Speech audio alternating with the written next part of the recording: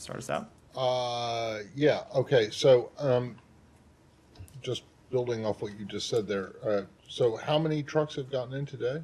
40. I don't know that today. today. So I don't know that any have gotten in today. We expect a significant number to make it through today.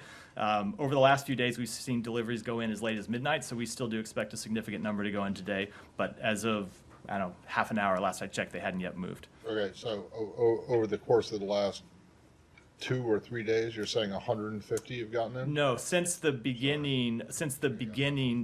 Gate first opened, which was around a week ago or so ago, 150 have moved in. 45 yesterday alone. So we've seen a significant ramp up from when you were having 8 to 10 trucks a day. But do you agree with the UN estimate that it's like 100 a day? That's the minimum. We believe. I don't want to put a number on it, but we believe more than 45. We believe we need a significant increase, and that's what we're working to secure. Some of this is operational. We need to make sure that trucks can be inspected to ensure that no supplies for Hamas are going in. We need to ensure that there are anti-diversion networks set up and techniques set up, and so it's an operational question that we're trying to spin up as soon as possible. Fair enough. And then on the water issue, how confident are you that you're close to getting to where you think you need to be? So there are two things with respect to water. One, the delivery of water through Rafah, and part of that is increasing the number of trucks, and two is getting water line. Is that like, bottles of, I don't know if it's bottles, gallons, but that's one way to provision water. The other is is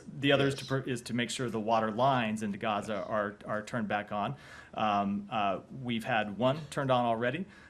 We have agreement to turn another water line back on into Gaza. There are issues with parts of that line actually being damaged, and the government of Israel and other partners are working to restore those water lines to ensure that they can deliver water. Who is working? It's being worked on the Israeli side, and then also worked on the Palestinian. Israelis are going into No, Gaza not inside Gaza, but it's being worked on the Israeli side, and then there is work ongoing on the Gaza side. I can't tell you who's doing the actual plumbing. I'll make this my last one, but in terms of the communications, you said it's important. Obviously, it is important. But, if you accept the Israeli argument that this is kind of like, a World War II point of view, or World War II situation, and they have to eradicate Hamas, much like the Allies did with the Nazis. I mean, I don't remember any, like in Dresden,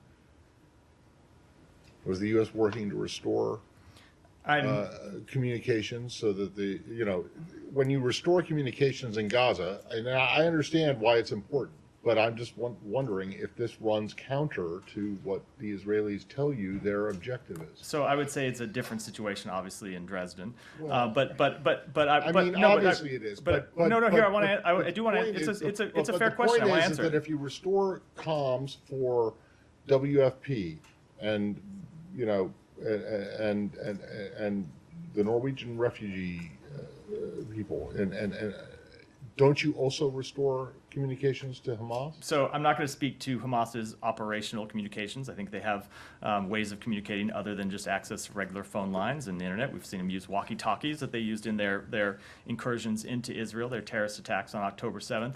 I will say that this is has been one of the challenges since Israel launched its operations, which is ensuring that it can conduct legitimate military operations, which it has the right, and as we've said, the obligation to do, while ensuring that civilians are protected to the maximum extent possible. And so we've made the judgment that for civilians to get the humanitarian assistance they need, people need to have the ability to distribute that aid. They need to have the ability to communicate. They need to be able to tell each other tell civilians where to show up for aid. We need the ability to communicate with American citizens. As I said, we've been working to try and open Rafah Gate. If we are able to get Rafah Gate open for American citizens, we need to be able to send them messages so they can get out. And all of that is understandable, but doesn't it also mean that you allow Hamas to have, you're opening communications lines for Hamas as well? I will just say, No? Hamas, one of the things... Maybe you don't think so. One of the things Hamas has been able to do is maintain, they have their own fuel reserves, separate and apart from the fuel that comes in for civilians.